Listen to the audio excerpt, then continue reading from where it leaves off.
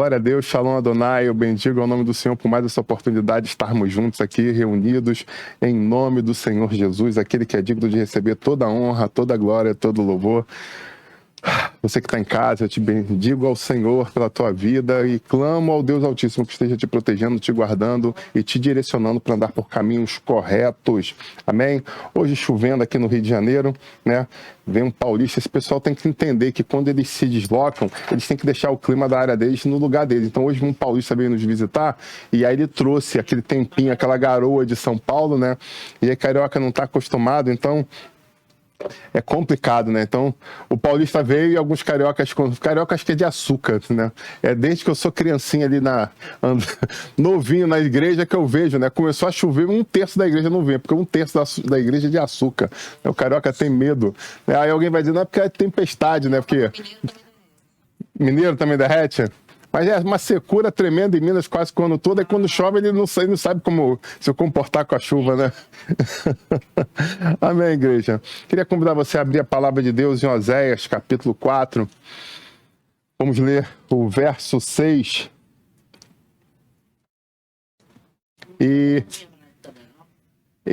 Hoje eu vou ler profeticamente de uma forma e em breve faremos isso de uma outra forma e aí vai ser interessante. Então hoje vai com tradução simultânea.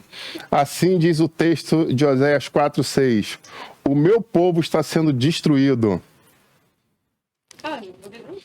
porque lhe falta o conhecimento. Porquanto rejeitaste o conhecimento, também eu te rejeitei, para que não sejas sacerdote diante de mim, visto que te esquecestes da lei do teu Deus, também eu me esquecerei de teus filhos. Por gentileza. My people are damned because they do not acknowledge me. So you first have refused to acknowledge me and have rejected my teaching. So I reject you and will not acknowledge your sons.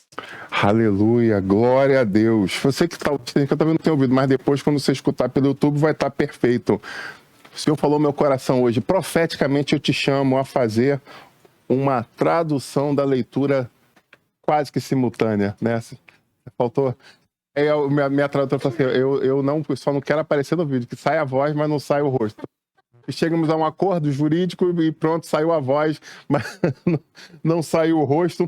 E já com a promessa de que em breve também será em hebraico. Então, para você ver, a gente vai fazer um negócio aqui de várias formas diferentes. Amém? Então, Oséias 4:6 vai falar de uma forma muito especial, é um texto muito forte da palavra de Deus, mas ela traz a contextualização do título da mensagem dessa noite. Hoje é um dia especial. Hoje é que dia? Que dia é hoje? 31 de outubro. E o que é comemorado no dia 31 de outubro?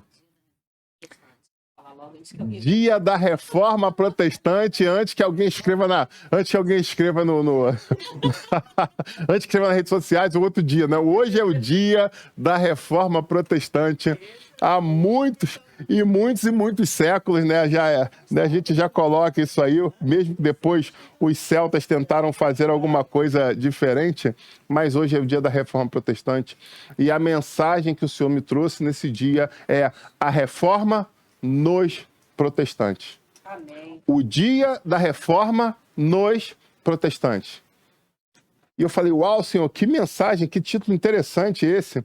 E sim, hoje nós temos 504 anos, se não me falha a conta, 504 anos da reforma protestante.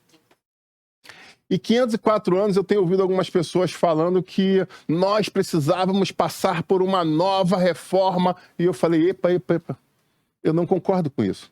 Eu acho que o que precisamos hoje é uma reforma nos protestantes. E não uma nova reforma protestante como ocorreu. Porque o que está acontecendo hoje é que o povo de Deus cresceu, mas precisa rever alguns princípios, alguns valores que têm se colocado em segunda instância, em segundo plano. Então, o que precisamos hoje é que haja uma reforma dos protestantes. Eu queria trabalhar sobre isso essa noite. Bom, 1517, Martim Lutero toma uma decisão ele via algumas coisas que estavam acontecendo naquele momento da história, e ele, como um jovem monge, doutor em teologia, traduzindo, era alguém que tinha um bom conhecimento das Escrituras, não era um jovem aprendiz, ele já tinha o título de doutor nas Escrituras, né, teólogo formado, e dentro do mosteiro, ele estudando profundamente a palavra, ele começa a saltar diante dos seus olhos o Evangelho da Graça, o Evangelho redentor, o Evangelho que era diferente daquilo que estava sendo pregado pela igreja naquele momento da história. E ele começa numa crise existencial muito grande por conta disso, porque ele via algumas coisas como indulgência sendo cobrado para que se pudesse ver o resgate de algumas almas que estavam sofrendo no purgatório e as pessoas lutando por isso. E ele vendo aquilo, ele não achava fundamentação bíblica para aquilo e ele entra naquele ciclo de sofrimento. Sabe, muitas vezes na história da nossa vida nós entramos nesse ciclo. Nós paramos e analisamos as coisas que estão acontecendo à nossa volta, coisas que estão acontecendo em família, coisas que estão acontecendo no nosso emprego, coisas que estão acontecendo no nosso ambiente de estudo, coisas que estão acontecendo na sociedade em si, na nossa cidade, coisas que estão acontecendo no mundo e a gente olha aquilo e aquilo dá um verdadeiro desespero em nós. Porque a gente olha e fala, isso não está certo, isso não pode continuar assim, isso não pode ser assim. Mas a grande pergunta que eu faço é o que nós temos feito diante da nossa indignação? Como nós temos nos comportado diante dos sofrimentos, dessa angústia que às vezes está corroendo o nosso estômago, chega a aumentar a questão da acidez do nosso estômago. O que a gente tem feito com isso? Como a gente tem trabalhado isso?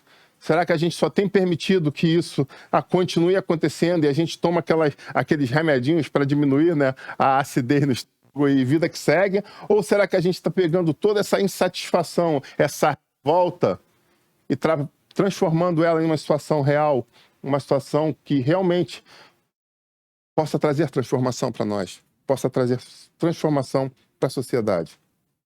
Bom, ele pega aquela revolta, aquela insatisfação dele e ele começa a escrever. Ele escreve, e as escritas dele vão se transformar em 95 teses. E ele pega essas 95 teses que ele confronta o papado, que ele confronta a posição da igreja, em detrimento do que estava escrito na Bíblia. E ele vai, hoje é o castelo, ele vai à igreja de Wittenberg, na Alemanha, e ele vai ali na porta e começa a colocar as suas 95 teses penduradas ali, presas ali, para que quando as pessoas chegassem ali, elas batessem os olhos e pudessem ver aqueles questionamentos, aquelas inquietações que estavam dentro dele. Conversando com a minha esposa, ela trouxe um ponto de vista muito interessante.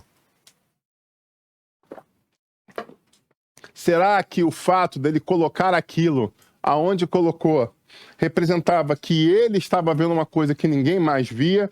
Ou será que, na verdade, ele estava levando para frente algo que já era inquietante para muitas pessoas da sociedade? Eu não sei se você já parou para pensar nisso. O que realmente fomentou Lutero? Será que ele estava botando para fora algo que já era pensamento de outros? Ou será que era algo só dele? Vocês já pensaram nisso? Porque se fosse algo só dele, não teria tomado o vulto que tomou.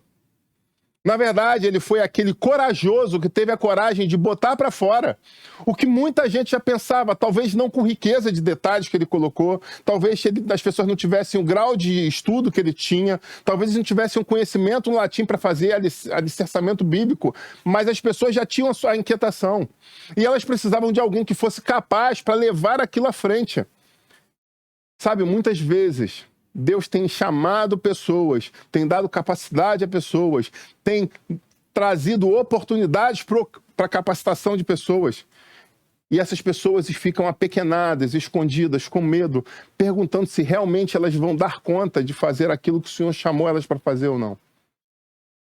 Eu quero convidar você a romper com o espírito do medo e entender que se o Senhor tem te chamado para algo, Ele é o Deus que capacita.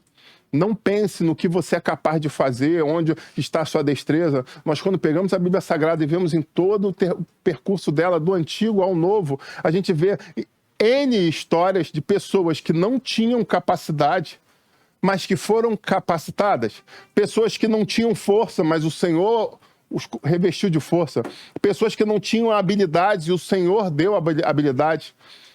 Pessoas até mesmo, e no outro dia eu lembrava com a minha esposa sobre, quando a gente vê na construção do templo, que ele chama Bezaleel e coloca sobre ele, do tabernáculo de Moisés, exato, então ele coloca sobre ele uma unção para que tudo aquilo que ele colocasse a mão fosse feito, ficasse perfeito. Então o Senhor falou, eu quero que seja feito, eis-me aqui, então você está aqui, está pronto? Eu vou te revestir, eu vou te encher de tal. E ele fez coisas extraordinárias, conforme era o sonho do Senhor que foi declarado a Moisés, se tornou realidade. Muitas vezes a gente olha para a gente e fala, poxa, não tem condições. A gente olha para o espelho e fala, não, isso não é possível, não é possível, não. Não, isso aqui não. Se fosse uma outra coisa, eu até acreditaria, mas isso aqui é demais para mim. Talvez Deus não saiba de onde eu vim, Deus não saiba onde eu morava, Deus não conhece minha família. Ah, não, se ele conhecesse minha família, será que existe isso? Sabe?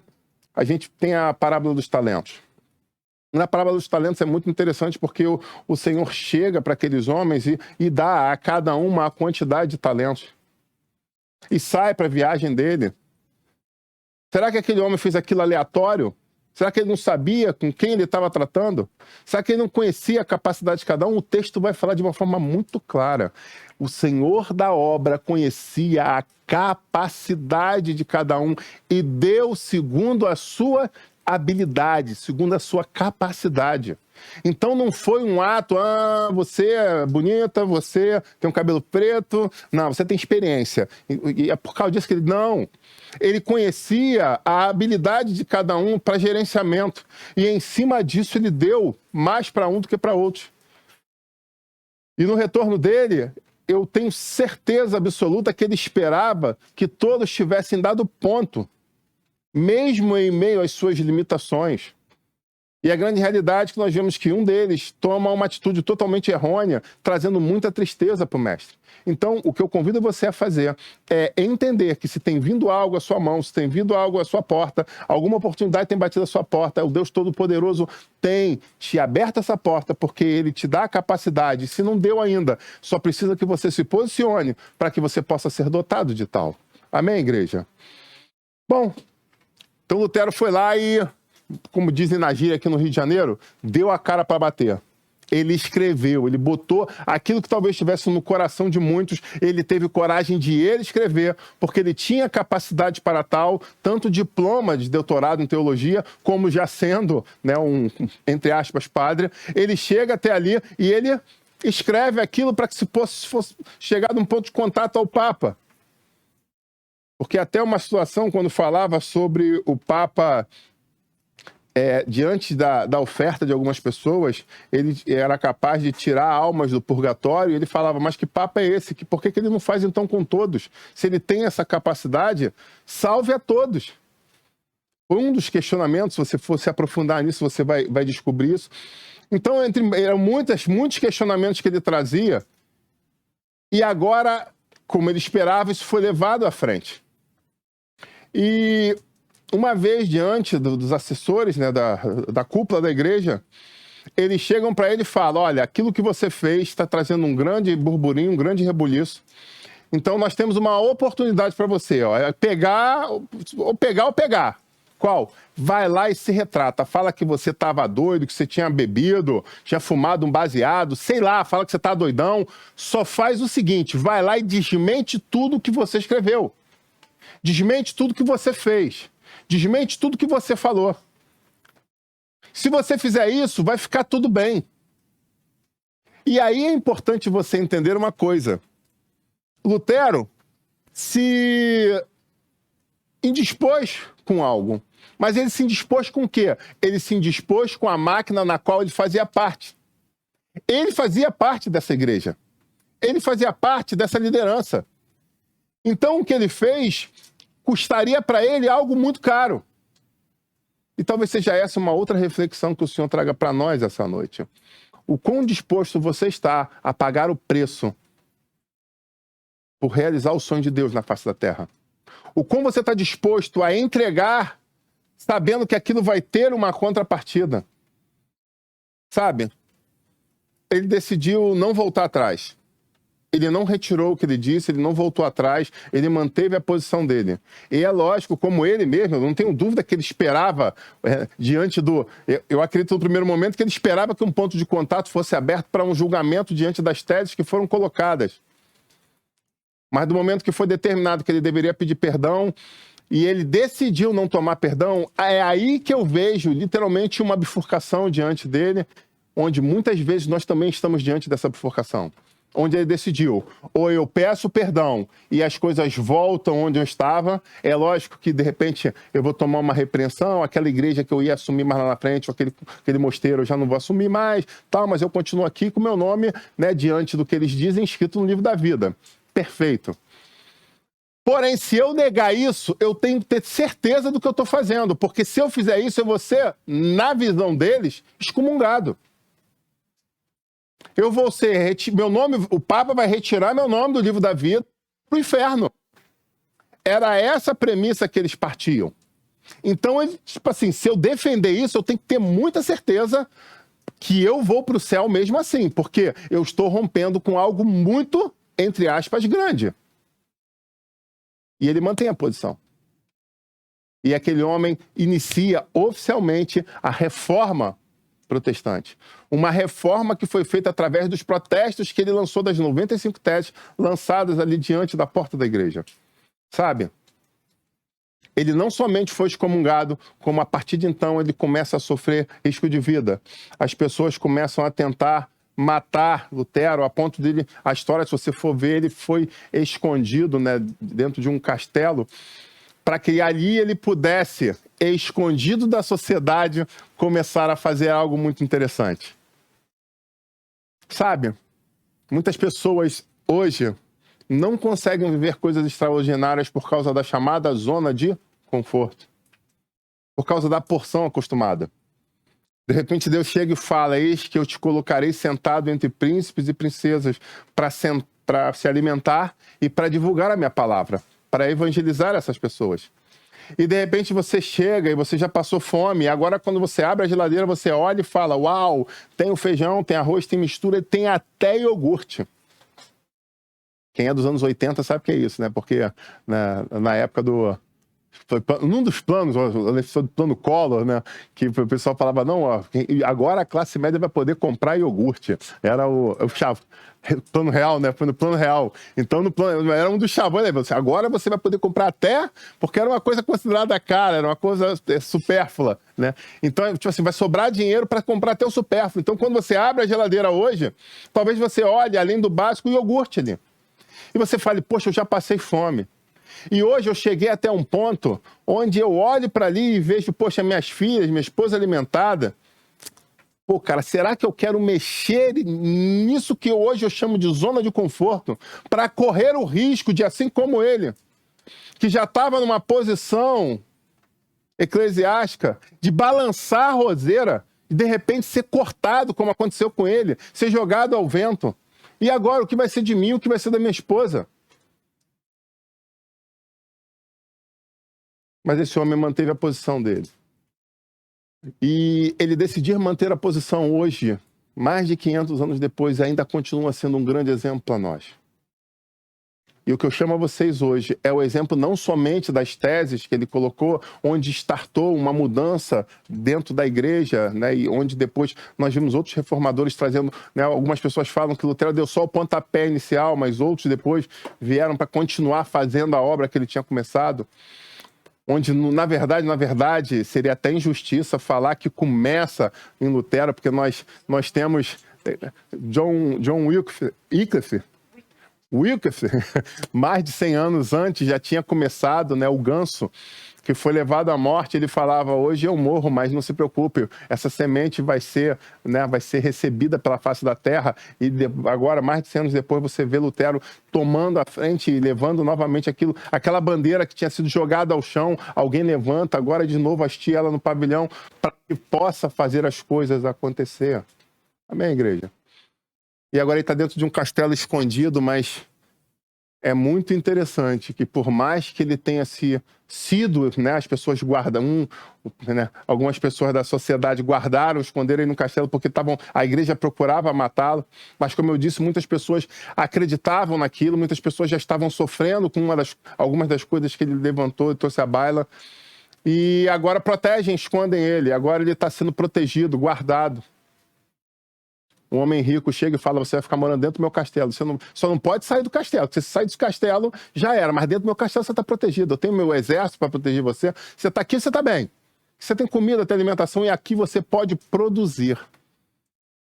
E o que acontece? Aquele que, entre aspas, estava preso, mas estava solto, começa a escrever. E agora as cartas deles começam a ser levadas para a Alemanha e passam até mesmo da Alemanha, começam a ser levados para a Europa. Aquele homem começa a traduzir a Bíblia.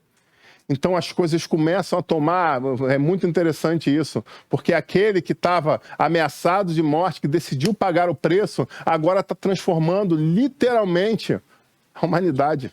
Ele não está só mais transformando a Alemanha. Agora, tudo aquilo que ele está fazendo começa a tomar vulto e a coisa começa a andar pela Europa. Sabe? O Senhor manda dizer hoje que Ele te chama a um passo. Muitas vezes você fica com medo desse passo porque você não sabe exatamente onde Ele vai dar, mas eu quero te dizer, confia no Senhor, porque Ele sabe exatamente o que fazer, porque Ele não só conhece os teus sonhos, a tua capacidade, Ele sabe as tuas aspirações, Ele sabe do que você é feito. E se Ele está te chamando, não tenha medo, avance, porque Ele é contigo. Amém? Bom, aquele homem faz a mudança. O preço foi pago. Mas eu posso dizer a você que todos aqueles que trabalham na obra do Senhor pagam um preço. Sim, acabam pagando um preço. Mas a recompensa celestial é maravilhosa. O nosso Deus não nos abandona. Amém? Bom, trazendo essa contextualização histórica sobre esse dia tão importante, aí o Espírito Santo começou a ministrar o meu coração. E eu falei, Senhor, se hoje eu tivesse na posição de Lutero e eu tivesse a oportunidade de escrever essas teses na porta, talvez, da principal igreja da minha nação e fixar algo ali, o que eu escreveria? Eu quero convidar você a pensar nisso. A se colocar nessa posição, nesse dia tão especial. O que você escreveria? Que tese você lançaria ali? Para a igreja de Cristo? Para os líderes religiosos? Para a população de uma forma geral? Porque, de novo eu falo, os escritos dele não foi só para a igreja. Os escritos dele mexiam na sociedade como um todo, em questões sociais. Tinham as questões espirituais, questões bíblicas, mas a coisa ia muito além daquilo. Tinha questão política social envolvida nas muitas teses escritas. E eu pergunto a você, se você tivesse agora o papel e a caneta na mão, tivesse ali os preguinhos para depois prender, e o lugar certo para ser colocado, para ser visto por muitos, quase que por todos, o que você escreveria?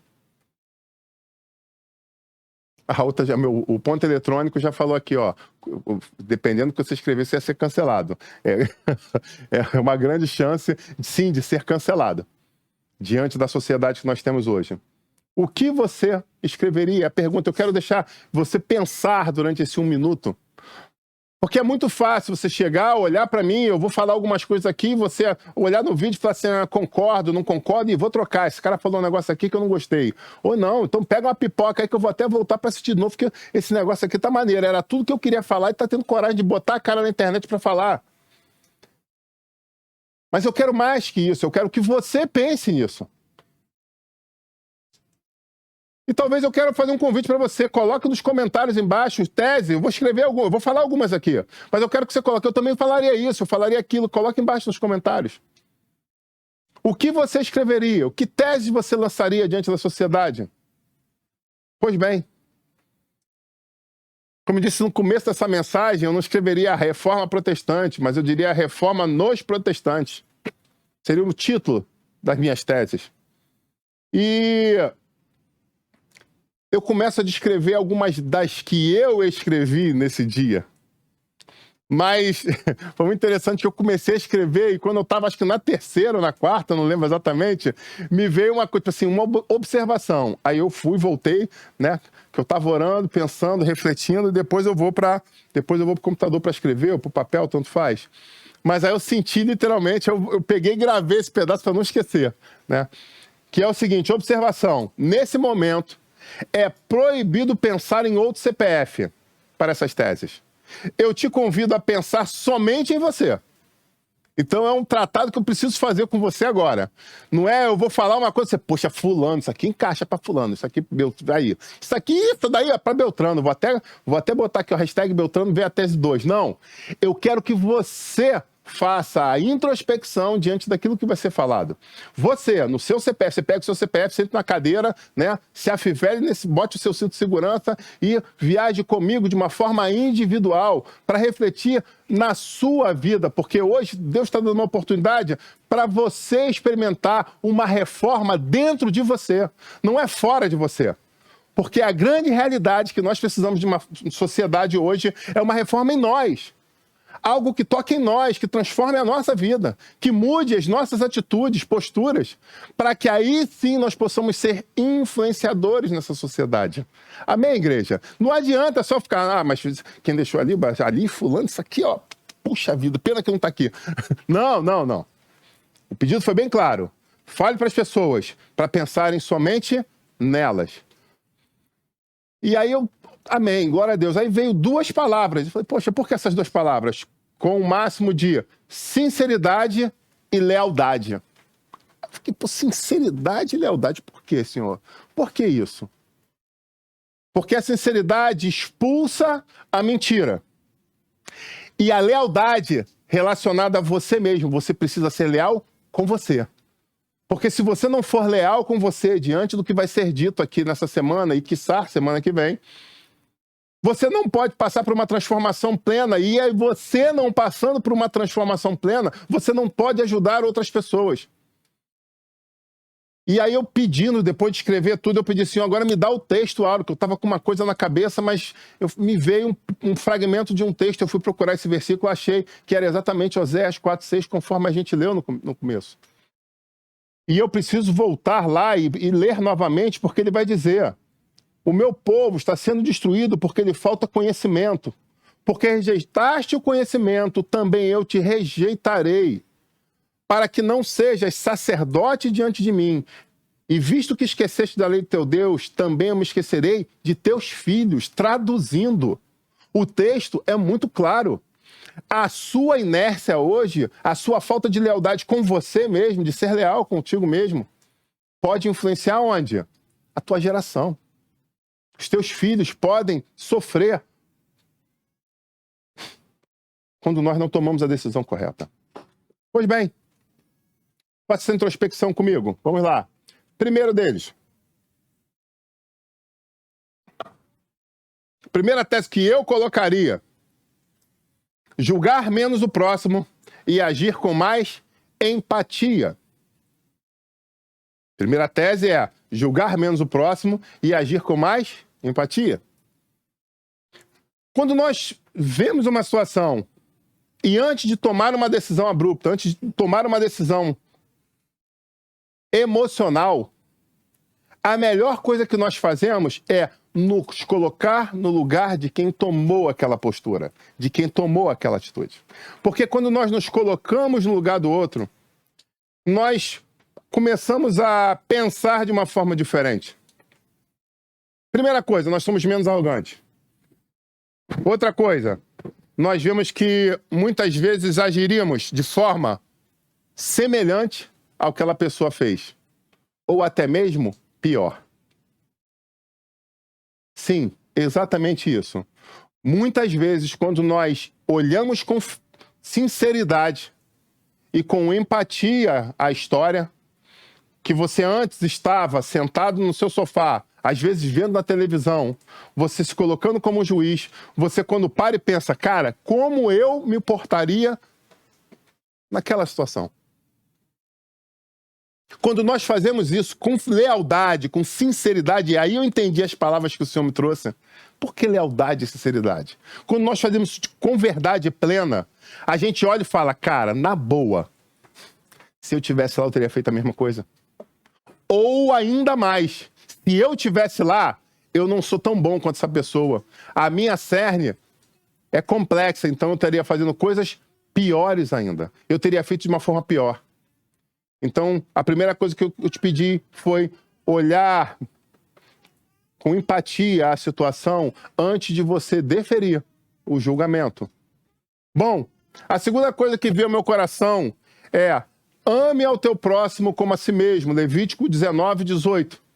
Essa, eu preciso te lembrar que junto com Shema a Israel, foram as duas afirmações que Jesus Cristo trouxe como sendo os mandamentos mais importantes para a igreja. Ele cita Shema a Israel, Deuteronômio 6, os primeiros versículos, e cita Levítico 19:18, amarás ao teu próximo como a si mesmo. Então a segunda coisa que me veio foi ame ao teu próximo, estará escrito lá. Aí você pergunta, por quê?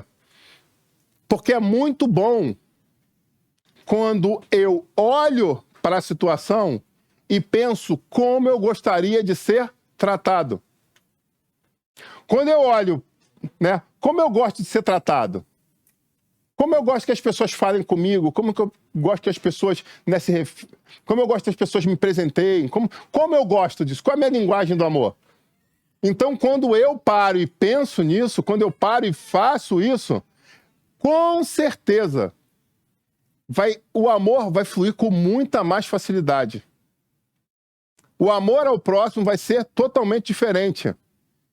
Enquanto eu meditava sobre isso, me veio a terceira tese.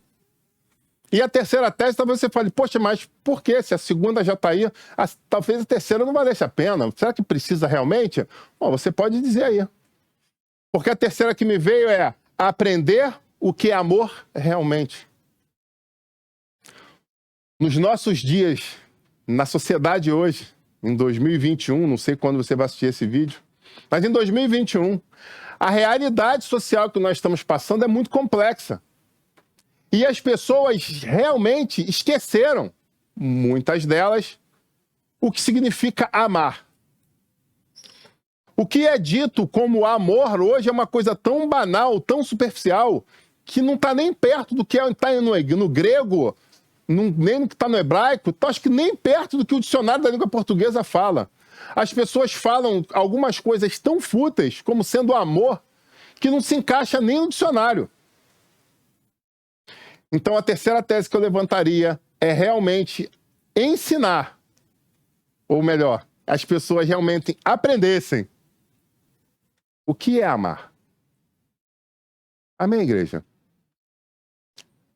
Bom, dias de hedonismo, dias do egocentrismo altamente exacerbado. Então eu preciso entender o que é cuidar das pessoas, o que é realmente me preocupar. E é muito interessante que ontem eu, vindo de um evento com a minha esposa, e a gente no meio da Avenida Brasil, já por volta de 10 e alguma coisa da noite, e o Espírito Santo começou a ministrar ali, né, com minha esposa, e de repente eu comecei a pregar num encontro de casais, não foi? O negócio foi interessante, cara. E quando eu vi, eu estava pregando no carro, pregando para ela, pregando para os carros em volta, e eu ali com o efusivo pregando, e eu, no final, só não fiz o apelo, né? Falei, pô, eu vou fazer o apelo, vou guardar o apelo para o momento certo. Mas quando eu vi, eu falei, Senhor, eu estou aqui no meio, estava no meio de uma construção de um congresso. E falava sobre a questão do amor. Eu falei, Senhor, isso está exalando tanto de mim que eu estou dentro do carro pregando sobre isso. Obrigado, minha esposa, por ter sido uma plateia tão um ouvinte tão boa ali para mim. Mas essas coisas, você só consegue ilocubrar coisas que estão dentro de você. Então, se você não tem amor dentro de você, como é que você vai fazer uma coisa dessa? Se dentro de você tem maldade, vai exalar maldade. Violência, vai exalar violência. Sensualidade, vai exalar sensualidade. Desespero, você vai passar, você vai contagiar até pessoas que estão à tua volta, se elas não estiverem protegidas. Então, o que você está cheio para estar exalando? Bom, vamos para a quarta coisa. Ah, sim, só para fechar. E se você está com dúvida do que é amor, é só você dar uma lida na Bíblia Sagrada e se ligar no que Jesus fez pela humanidade, que eu acho que é o exemplo mais fantástico. Bom, quarto. Essa aí para a pipoca, presta bem atenção. Entender que o mundo não gira ao seu redor. Eu acho que agora tem gente que não vai querer até dar dislike no vídeo. Não dá dislike não, pelo contrário, se inscreve no canal, dá o like aí, fica com a gente até o final, que vai valer a pena. Então, entender que o mundo não gira ao meu redor já é uma coisa que já vai falar de uma forma profunda para muita gente. Porque tem muita gente que acredita realmente que tudo tem que ser em torno do que ela quer, da forma que ela quer. E o pior é que essas pessoas, às vezes, nem está centralizada.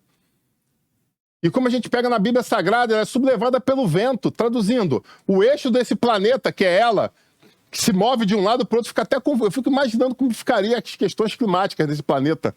Porque hoje ela está pensando isso, amanhã ela está pensando aquilo. Hoje ela tem uma certeza absoluta, amanhã ela é um poço de dúvida. Então, em nome de Jesus, entenda que você não é o centro do universo. E essa eu escrevi, ó. Essa aqui eu escrevi e vou ler exatamente como eu escrevi, ó. Nem todos os exemplos dados no púlpito se resumem à minha história. Tem gente que tá jogando letra para mim. Só eu sou o quê? Como é que é o nome? O alecrim dourado. Eu sou o último biscoito do pacote. O mundo se resume em mim, então tudo que é dito no púlpito é para mim. Desce do palco. Existem outras pessoas que precisam ouvir coisas que podem servir também para você. De repente, eu vou falar do casaco lilás daquela menina que está sentada ali e tem alguém em casa que, pasme, está com um casaco lilás. Não se resume a você. Não é só você. Ah, mas você está falando de casaco lilás e a gente está no verão. Pode ser. Mas alguém vai escutar essa mensagem no inverno, ou melhor, em outro país que está no inverno. Terceira coisa nesse tópico não é tudo para mim. Então não se resume a mim, não é tudo para mim, não sou só eu não sou o centro do universo, eu faço parte de um contexto. Mas é claro que se existe uma carapuça, como o pessoal coloca voando, um chapéu voando, você bota na tua cabeça teu número e entuba ele, acorda. Como dissemos, seja leal com você mesmo, seja sincero com você. Mas não se resume a você. Quinta tese que eu escreveria, essa maneira. Eu colho o quê? O que eu planto. Lei da semeadura, está escrito na Bíblia, tem fundamento pleno. Então eu quero dizer para você, Deus não é mau. Ponto. Satanistas, hashtag fica a dica. Deus não é mau. Deus faz o quê? Literalmente, na lei jurídica do universo, se você planta coisas ruins, a sua colheita vai ser de quê? Coisas ruins. Se você é uma pessoa amorosa, podem haver rusgas no teu caminho? Claro que podem.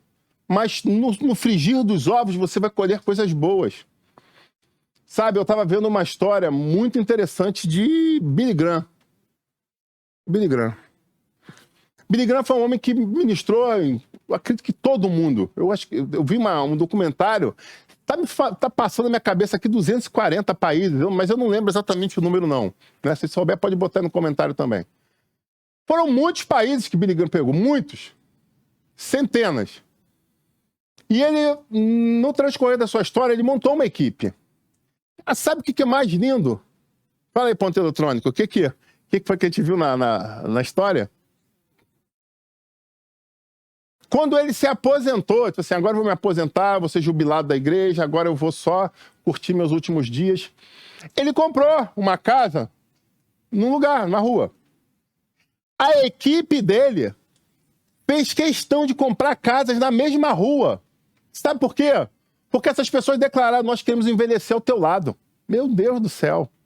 Nós passamos por tantas coisas juntas, coisas boas, coisas ruins, guerras, conquistas, vitórias, desastres, e aí levanta de novo. Temos tanta história junto que a gente quer, quando velhinho, poder sentar na nossa varanda, e vem pra minha varanda, e a gente contar as histórias que a gente viveu junto. Porque foi tantas histórias, foi tanta coisa que a gente passou junto, que agora a gente não pode envelhecer longe. Eu achei isso, cara, eu achei muito lindo. Então a equipe dele estava comprando casas na mesma rua para poder envelhecer ao lado dele, para poder dividir junto com ele e com a família dele. Olha que lindo isso. Muito, muito lindo. Eu colho o quê? O que eu planto. Ele colheu amor, ele colheu cuidado com muita gente no planeta. E agora que ele está ficando velho, as pessoas não esqueceram dele. Ah, não, agora fica aí de canto, largado, porque obrigado por tudo que você fez, tá com uma placa, tá aqui, eu vou botar uma rua com teu nome, um viaduto, e beleza, vida que segue, não. Deus é muito claro, ele plantou muito, muito para a humanidade, e agora ele não podia ficar só, ele não ia ficar abandonado. Deus cuidou dele. Sexta tese, não perde a conta, não. Existe diferença entre confiar e entregar o dízimo e administrar da minha forma. Ah, papai. Está escrito aqui, eu vou entregar. Preste bem atenção no que eu vou falar. E é muito interessante, deixa eu dizer uma coisa para você que está em casa. Na nossa igreja, a gente fez um acordo com a minha esposa, que é formada e pós-graduada nessa área, e também é pastora formada. Então eu falei para ela, vamos fazer o seguinte, você administra as questões da igreja e eu administro as questões espirituais. Então, eu não quero saber quem é dizimista, quem é ofertante, eu não quero saber, porque a hora que eu tiver que falar isso, eu posso falar com toda a tranquilidade do mundo. Então, você administra as coisas, eu não quero saber. Perfeito? E é interessante que a gente conversando com um pastor amigo nosso, eu descobri que ele também tem essa mesma premissa. Ele não quer saber. Né? Então, semana retrasada, a gente estava conversando com esse casal de pastores e ele falou a mesma coisa. Tesoureiro, você cuida tal, você vê. Se tiver com dificuldade, me avisa, que aí eu só te dou uma chamada para a igreja, passo bem a questão da importância, mas eu não quero saber nomes. Não quero saber CPF de ninguém.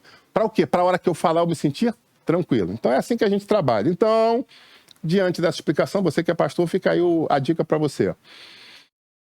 O Espírito Santo falou no meu coração muito claro, você foi chamado para administrar 90% das suas posses. Traduzindo, você tem uma responsabilidade enorme. E não os 10% da casa do tesouro. Anota isso aí, minha filha. Nós fomos chamados para administrar 90% das posses. Se eu entrego 10% para a casa do tesouro, eu não tenho gerência sobre essas 10. Então eu preciso, quando eu entrego ela, o quê? Confiar. E entregar. Não, eu estou num lugar que eu acredito que estão roubando, que estão usando de uma forma leviana. Então peça ao Senhor discernimento do que fazer. Ou você entrar na administração da igreja para ajudar essas pessoas, que de repente elas não sabem fazer, mas você sabe, você tem capacidade, então você está escondendo o talento. Então, se isso está acontecendo, a culpa ainda é tua.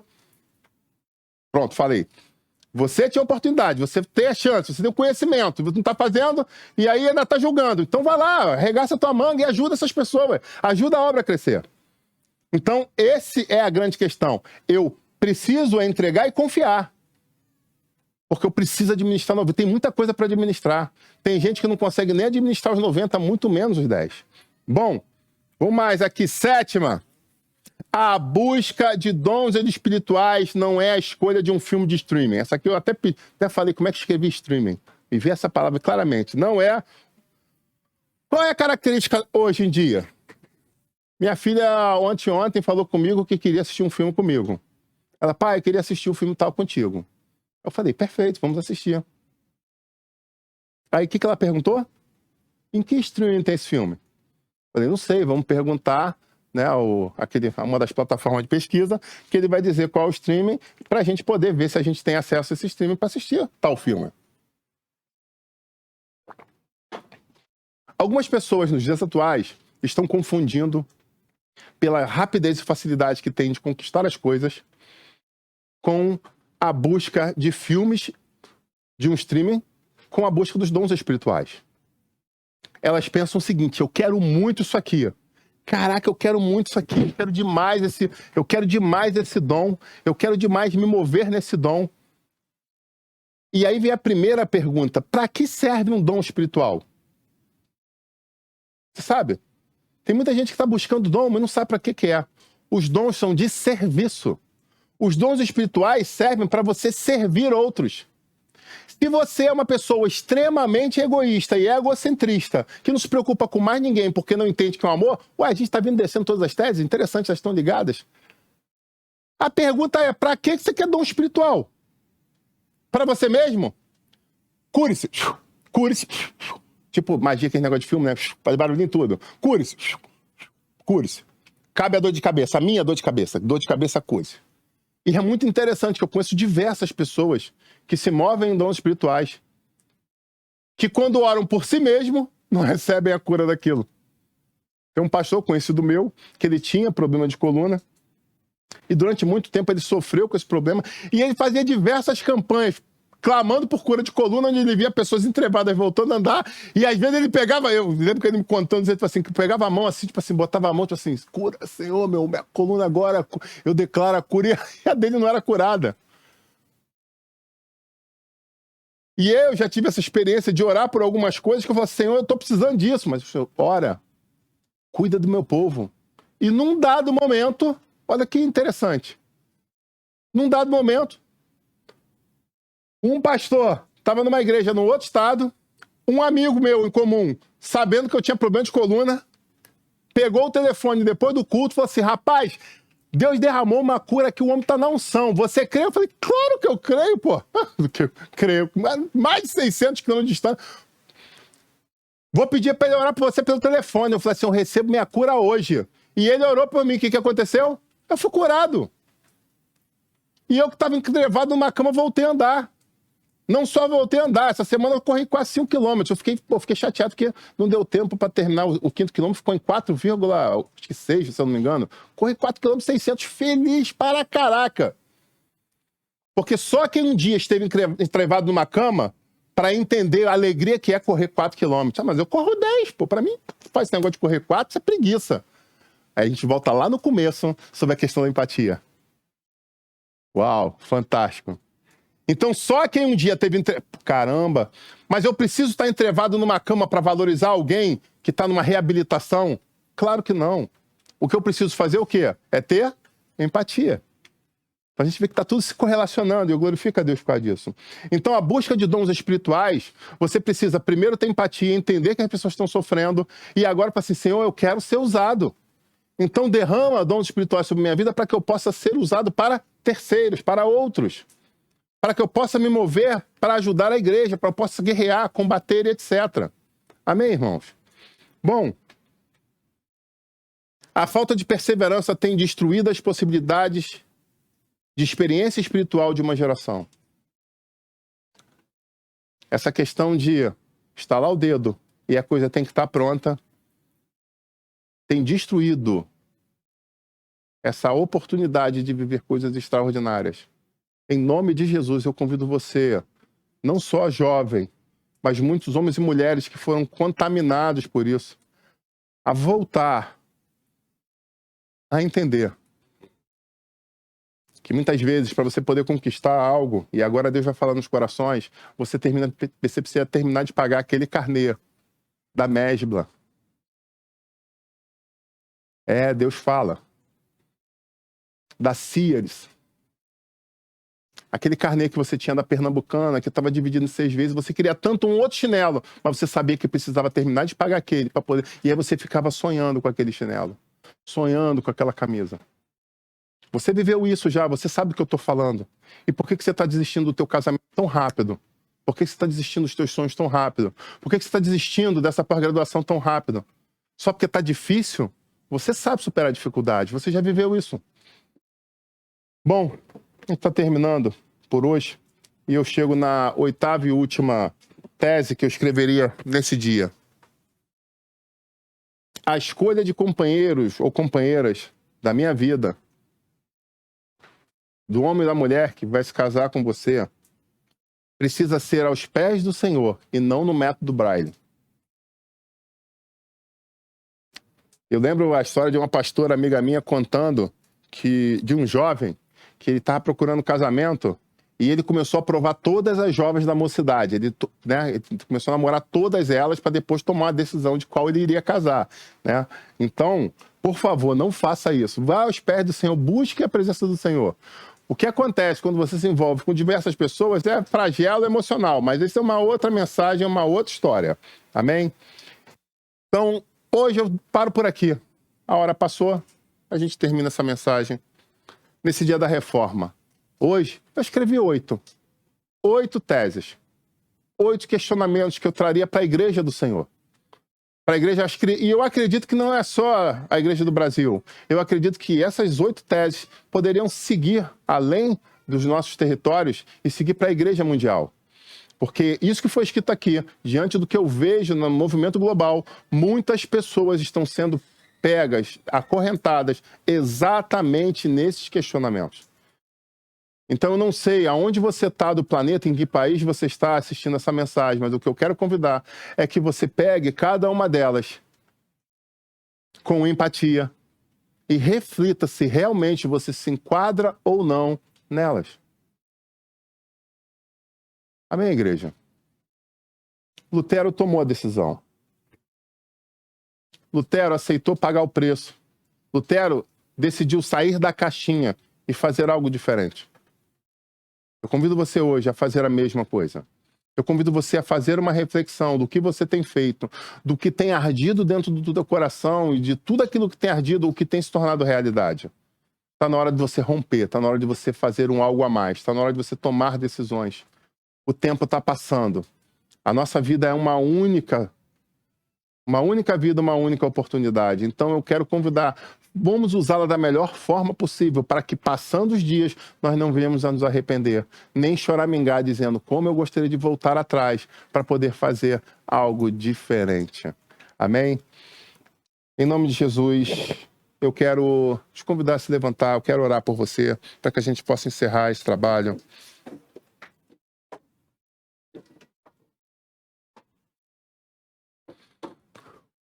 O clamor que eu faço, encerrando essa mensagem, é que você possa se apresentar diante do Todo-Poderoso e dizer: eis-me aqui. Dizer: eis-me aqui, Pai, envia-me. Amém. Eu quero ser um reformador. Eu quero ser alguém que está disposto a fazer diferença por amor ao Senhor. E lembre-se, nem sempre o fazer diferença é você quebrar paradigmas, mudar histórias, mudar países, mudar governo. Não, não. Muitas vezes o fazer diferente é começar a orar por uma pessoa que você já tinha desistido. De repente o fazer diferente é voltar a ler a Bíblia que você não lê mais. De repente o fazer diferente é você decidir dar um abraço de amor numa pessoa que você já não abraçava há muito tempo. O ponto eletrônico falou aqui, ó. Talvez seja você pegar, quando acabar essa mensagem, o seu celular, o celular mesmo, aquele negócio que você pode botar assim na orelha e falar com a pessoa, não é só gravar um áudio, não. É ligar para uma pessoa e conversar com ela. Talvez ela esteja muito solitária agora. E nesse momento me volta uma história de muitas décadas atrás à mente. Um grande amigo meu tinha um amigo que contraiu lá atrás, há muitas décadas atrás, o HIV. E naquela época ainda não tinha os tratamentos como nos dias de hoje, e ele começou a definhar com a AIDS. E aquela pessoa estava extremamente carente, e ela tinha condições na época com telefone. Nem todas as pessoas tinham telefone, isso há 30 anos atrás. Acredite, nem todo mundo tinha telefone. Poucas casas tinham telefone. Eu lembro que as pessoas pediam autorização para ir na casa dos outros para poder fazer uma ligação rápida, para poder falar com um parente. Muito interessante. Ou às vezes na chuva. Tem crente que não vem à igreja quando chove. 40, 30 anos. Mais de 30, eu tenho que fazer as contas com a minha esposa. Ela está anotando aqui para ver quando foi que... O fato é, as pessoas não tinham telefone, e esse homem tinha, porque ele tinha muitas posses. Ele morava num bairro nobre aqui do Rio de Janeiro, ele era rico. Mas agora a doença chegou e ele estava solitário em casa.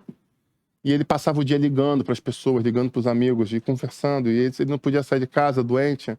E antes eram aquelas grandes festas na zona sul do Rio de Janeiro, onde ele patrocinava. Só Deus sabe o que acontecia nessas festas, não é o caso. Mas o fato é, os amigos foram se afastando. E eu lembro que essa pessoa que veio desabafar isso comigo falou que num belo dia esse amigo ligou para ele. E ele estava sem paciência, e ele falou: ah, não, fala que eu não tô, que eu... E passado uma hora depois ele ligou de novo, e ele: fala que eu não tô. E depois de mais alguns minutos, ligou de novo, e ele: não tô, ele tá chato, hoje eu não tô com paciência, hoje eu não quero. E algumas horas depois aquela pessoa se suicidou.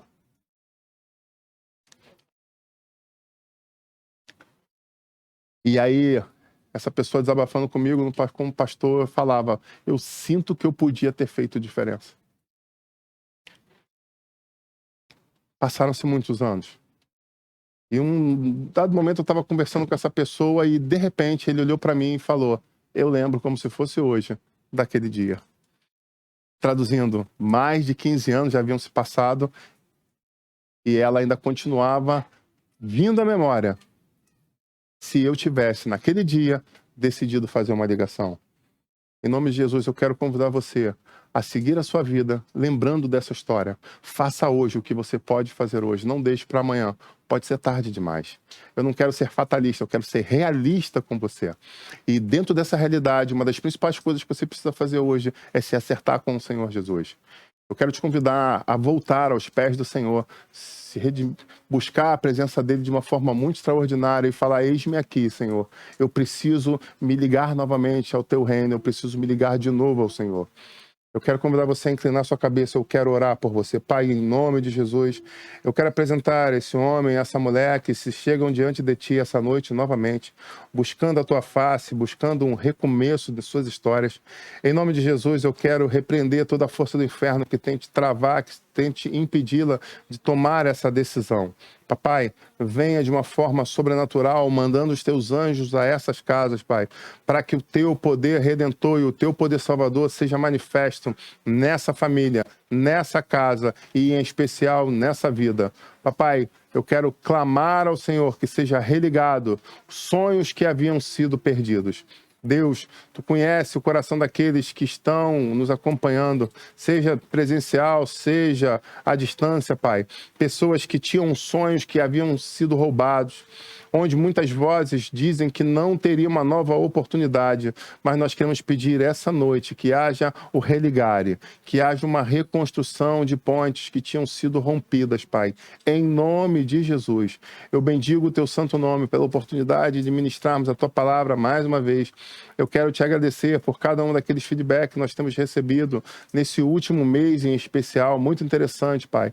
A quantidade de pessoas que têm trazido mensagens de incentivo sobre o quão tem sido importante para elas as ministrações, tudo que tem acontecido, até mesmo, não presencial somente, mas também no canal, e eu quero te agradecer, Pai.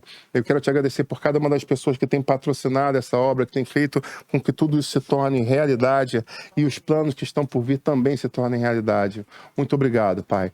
Muito obrigado pela palavra profética hoje, dessa tradução da palavra simultânea. Eu creio, Pai, eu creio que muitas pessoas já viram isso, a transmissão de culto em outros idiomas. Eu somente estou aqui dizendo, Senhor, seja feita a tua vontade em nossas vidas, papai. Nós nos queremos colocar na posição correta para que os teus sonhos se tornem realidade. Nós somos seres falhos, pessoas fracas, pessoas que muitas vezes negligenciam, tomam decisões erradas, falam coisas erradas, mas que estamos aos pés da cruz, clamando ao Senhor, para que nós possamos melhorar mais e mais a cada dia. Melhorar mais e mais a cada dia. É o clamor que nós fazemos.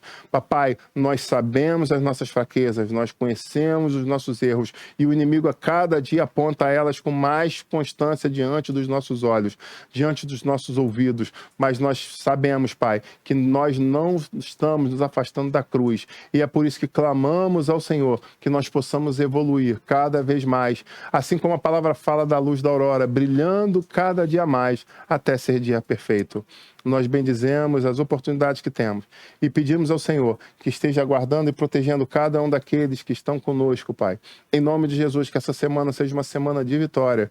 Nós sabemos que algumas pessoas estão chegando de viagem hoje, algumas pessoas estão partindo em viagem essa semana.